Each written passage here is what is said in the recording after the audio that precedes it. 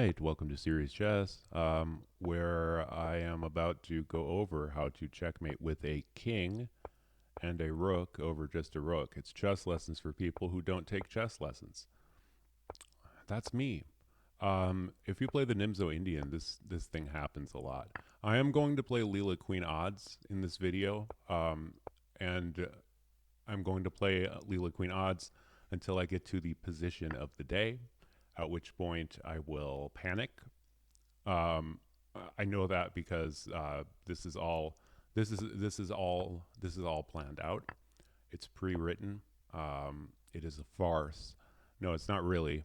It's actually a very real thing that I'm doing, where I am going to the position I panic in against Leela, and then I'm going to take it from there against Stockfish level 8. And so I've basically just been doing this challenge with myself that anybody who wants to join in on is welcome to, where I'm seeing what positions I can actually beat Stockfish level 8 from, and which I have not been able to so far. Before leading up to today, I've been able to win once, and the other two times I drew. All right, so that said, when you're checkmating with a rook and a king versus just a rook in speed chess specifically, the method that I've used is the method that Stockfish uses. I just found it from game analysis.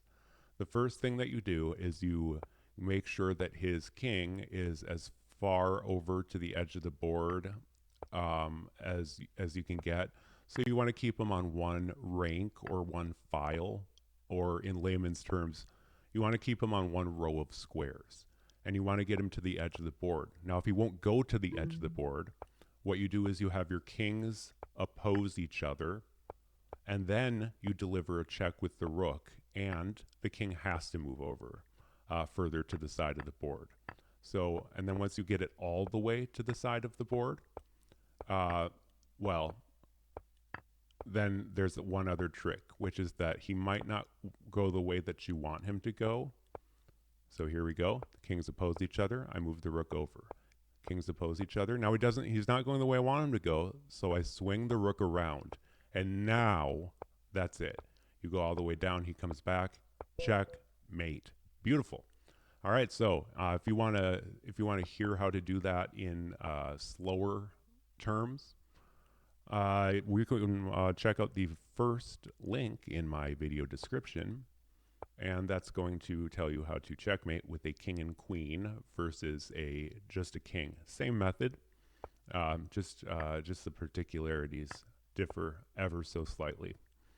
The FEN for the position of the day is also going to be down there in the video description. So if you want to give your want to try your hand at defeating Stockfish, the one and only, then yeah, all you need is that fen, which is a number or a string of characters which corresponds to a unique position in chess. So very cool, very cool. Could have castled queenside in this game.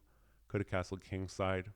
Now, even though I haven't beaten Leela Queen Odds yet since I've been trying, like, I don't know, it's been like about 2 weeks maybe 100 games or so.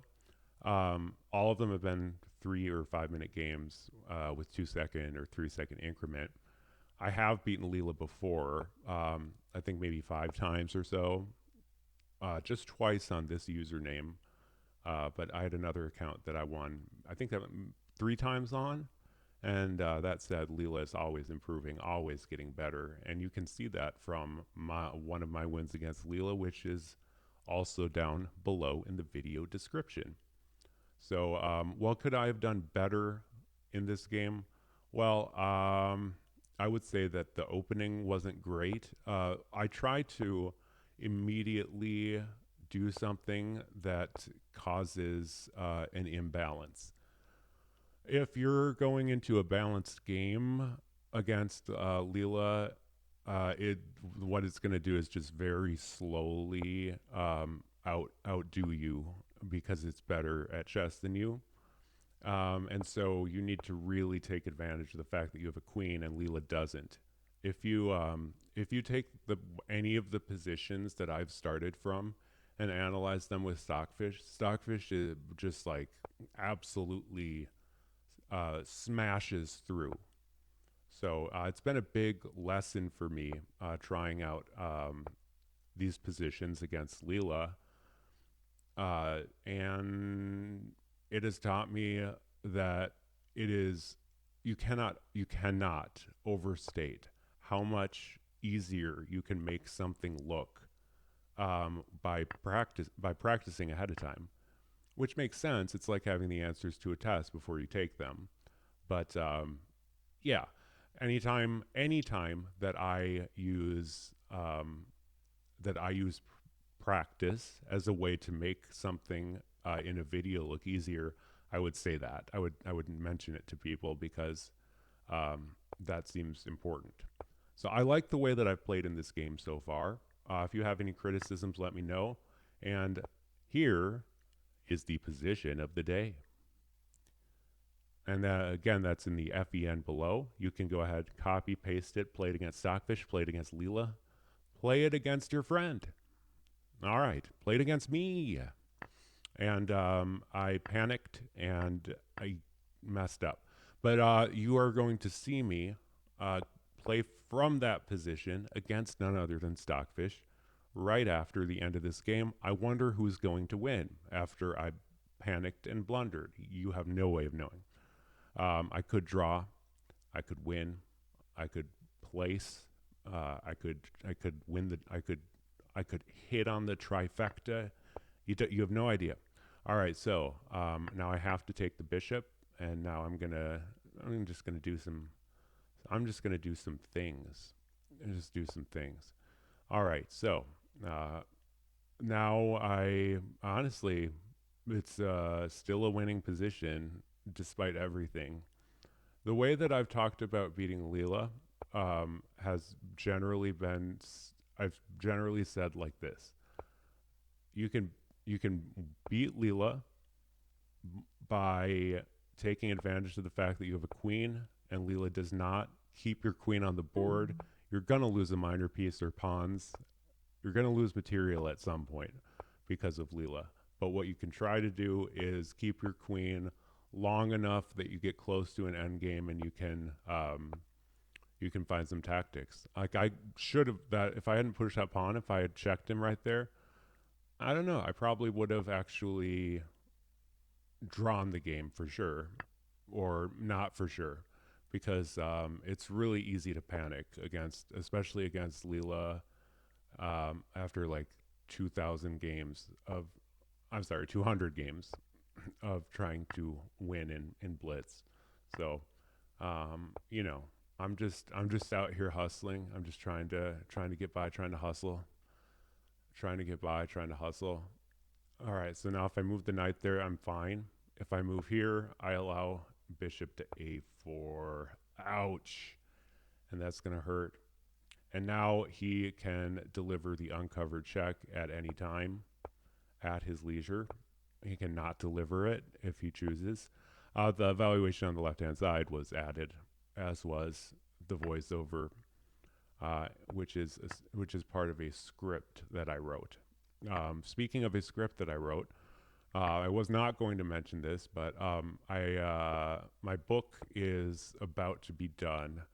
I'm editing the very last story of the 10 stories which make up the book. It's actually going to turn, I think it's like nearing 300 pages now. So it's much longer than I thought it was going to be. It is the first full book that I've written. I wanted to be a screenwriter, not a great novel. I didn't want to write the great American novel. It just so happens that I did. That's what I'm going to say. I didn't set out to write the great American novel. It just so happens that I did, and I lost the game. Now he delivers a check. I move up, and he checks, and in coordination with the bishop, I cannot take the rook. I have lost. So let's go to Stockfish, and I did review that game, by the way. I played like 90% with one blunder, I think. Maybe two, maybe 85% with two blunders. something like that. So now let's see. I'm tallying up all of the wins, losses, and draws I have from these positions of the day, and I'm gonna just say it. I got a draw against this today, but you're not. But what you're seeing is me playing Stockfish from the position after practice. I missed knight captures on f5 with the bishop being pinned. I missed that when I played it, and did I just say when I played off? And also that move rook to b7, I also did not find, or it didn't look right to me, so I just didn't play it. So this is the first position right here, from which I had no idea what to play. Well, I mean, yes, I have some idea of what to play, but I mean, I have no idea of what to play based on what I had seen from studying the game that I drew. Um, there's not a lot of lessons to be learned from the game that I drew. The lesson from this game is that the game plan the game plan here to actually convert the win was my game plan and not what I saw from the engine. It's that the knight and the pawn are basically holding the rook there. And so now it's just his bishop versus my passed pawns and a king. And that's not, there's no way for him to hold in with one pawn. So I just have to escort my pawn with the king. And you'll notice that Stockfish starts making mistakes. I think Stockfish has like an equivalent of tilt. It seems to like just not use up its resources in positions which are when it has when there's a mating pattern. Because I've noticed it does things that don't make sense in those positions. And by don't make sense, I mean it does things like it looks like it's trolling you. You know, it looks like it's just messing around. It makes like garbage moves for a little while. It blunders a couple pawns and pieces, and then it just goes right back. So, and I've played it 20,000 times, so I'm pretty sure that it's the real Stockfish Fairy 14. And yeah, I've beaten it on level 7 out of 8. So I'm not going to put that game in the video description. I'm sorry, I drew it in level 7 out of 8. I've only beaten it in level 6 out of 8. In Blitz Chess, I've actually never seen anybody do that before. So that's pretty cool. That's so I guess that's kind of like that would be my claim to fame if people cared about it. But they don't. So all right, and that's like a perfect way to segue out. So all those links are in the description. Comment, like, share, and subscribe. Leave a comment and let me know, were you able to beat Stockfish? Hope you did.